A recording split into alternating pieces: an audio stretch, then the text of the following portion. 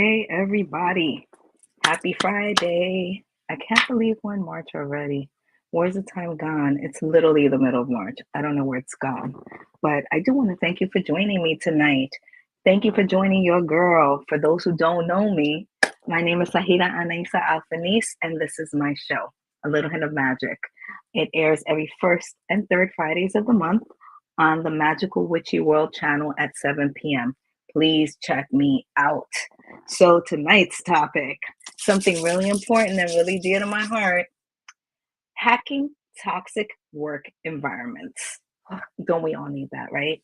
We will discuss what is a toxic work environment, how can toxic work environments affect us, and we'll do also, discuss a simple technique to combat negative workplace environments. So hopefully that'll help you guys out because I'm sure everyone has experienced this situation in one shape or form or another. Um, just to let you know, I'll try to answer all your questions if they're relevant to the subject matter. At the end, if there's enough time, I usually run over, so sometimes there is not. I apologize for that. But I do invite everyone to DM me, right? Follow and DM me on IG at A Little Hint of Magic. That's magic, remember, with a CK at the end. Send me your questions, your topic requests, any information you want to share. I want to hear from all of you guys. So please DM me, follow me, check me out. So getting to the topic, what is a toxic work environment?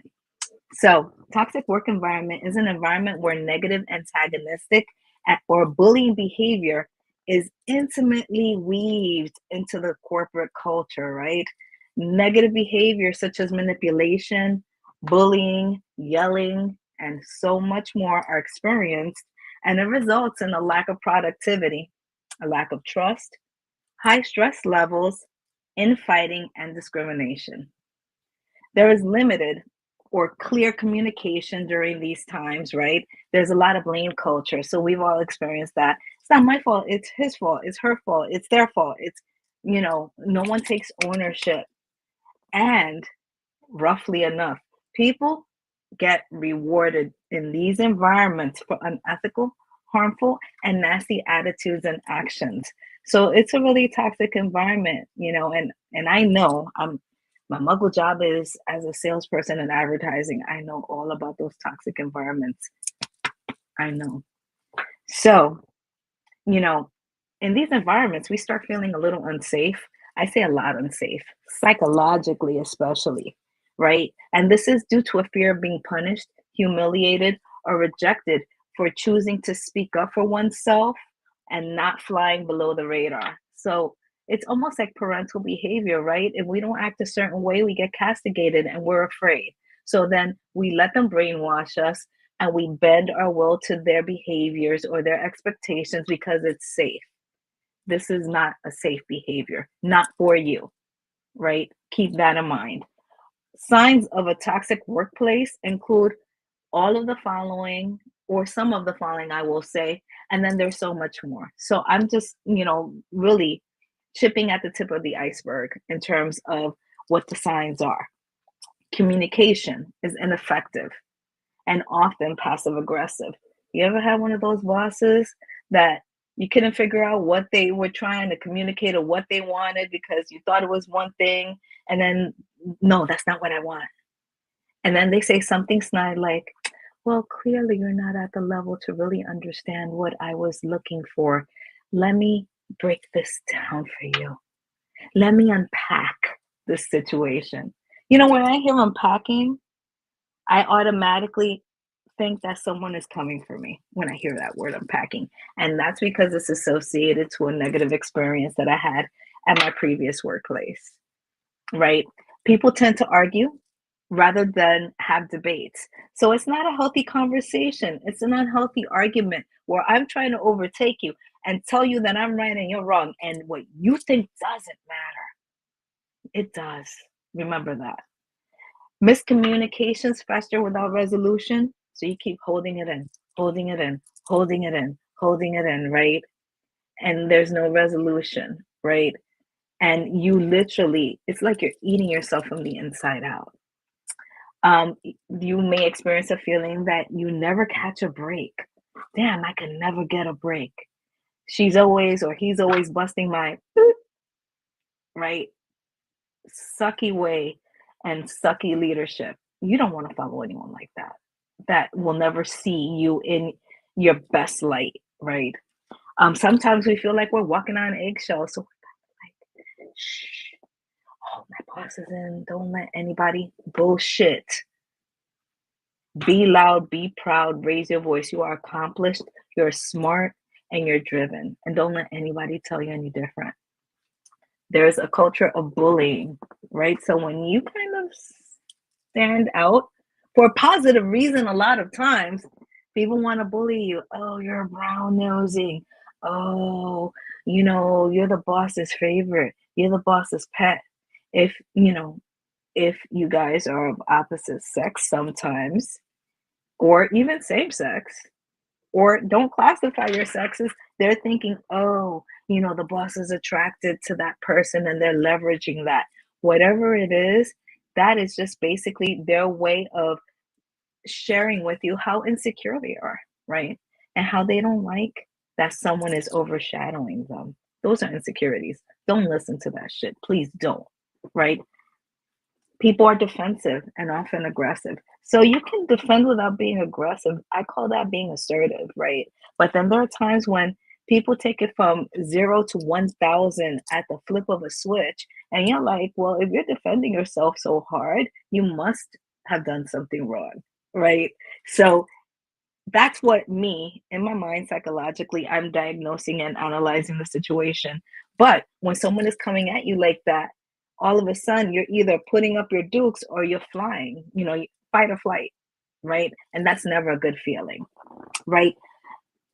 A lot of times during these situations, people display signs of stress or depression. So it's demoralizing when someone is constantly beating you up. So what ends up happening, your shoulders droop and you start rolling in to protect yourself, almost like you're getting beaten. No bueno. Please, please, please, please do not fall into these actions. Do not do this to yourself. It is their problem, not yours. There's unfair treatment. We don't even have to talk about that. People have cliques and people have favorites sometimes. Bosses never should, right? The feeling of being underappreciated or the feeling that you're unimportant. So you don't matter. That's why you try to fly below the radar, because you don't matter. What you say, what you think, how you feel doesn't matter. Again, bullshit, right?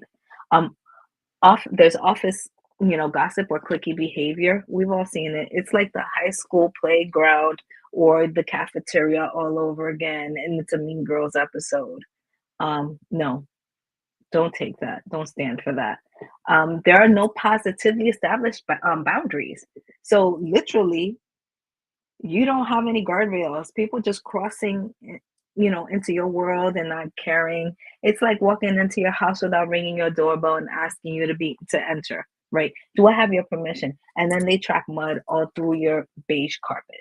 No, we're not feeling that. There's an environment of micromanagement and distrust. There's some bosses that just don't trust you enough to let you do your job. Low productivity. So when you're beaten up, you're too worried about defending yourself. You're not thinking about doing your job properly, right? Um, Companies also sometimes create these environments by, creating unrealistic metrics that people can never achieve. So if it's impossible for me to get to that level, why try? And then productivity tanks, right? There's no collaboration.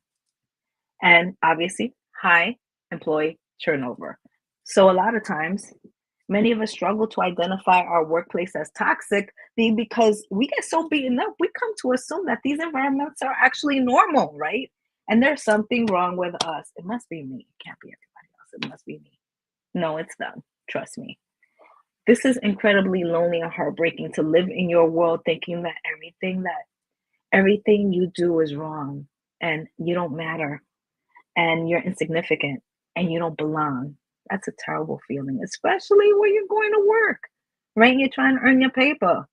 So, how can toxic work environments affect us, right?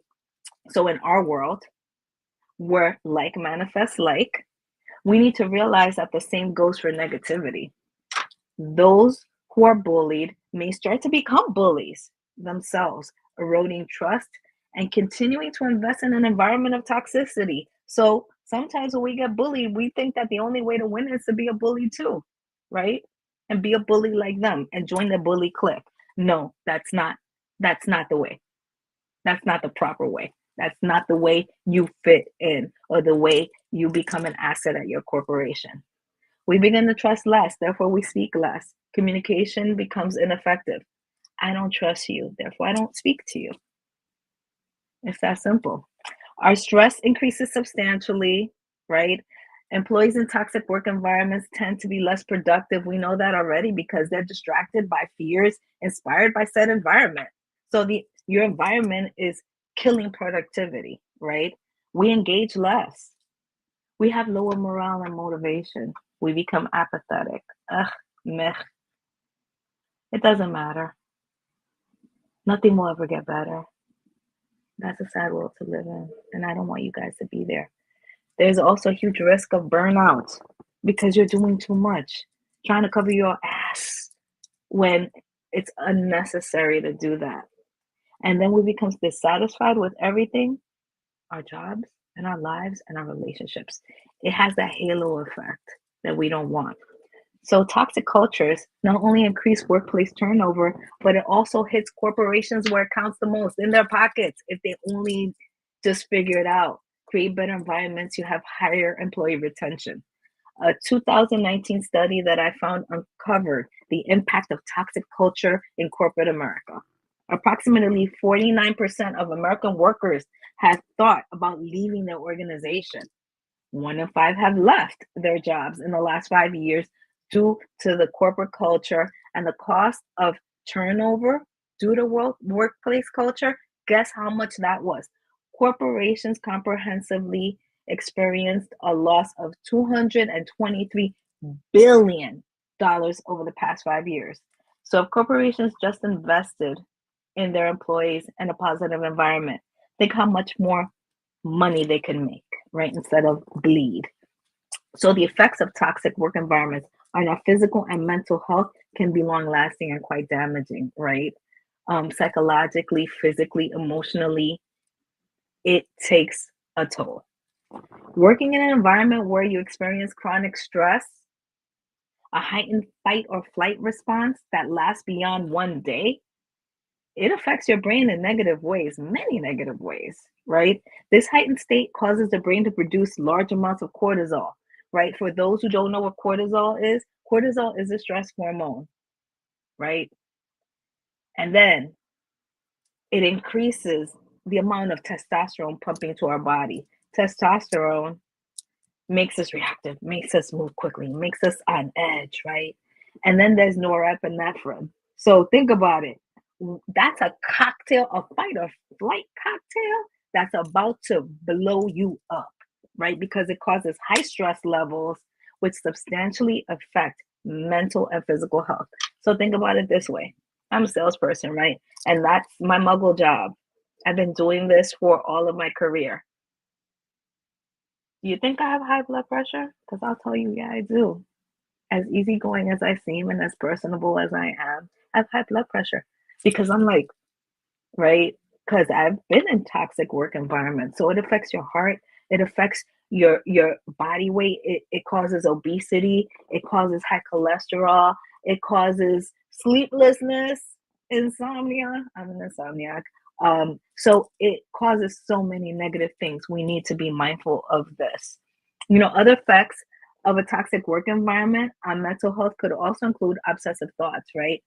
Insomnia, we just talked about that. Physical pain and discomfort, change in appetite, a sense of dread.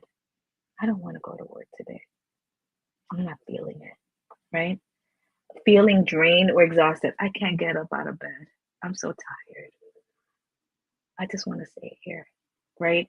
Problems with memory, intolerance, and agitation. So not only do we become forgetful because our minds are stretched in so many different directions, but then we get aggy, right? We get anxious, we get agitated when people come for us or even just ask us simple questions, and we have no tolerance for people, our environment, those we love especially, right? So we may feel completely powerless when we're in these environments, right? It is hard to be in these environments and not feel powerless. But get your power back.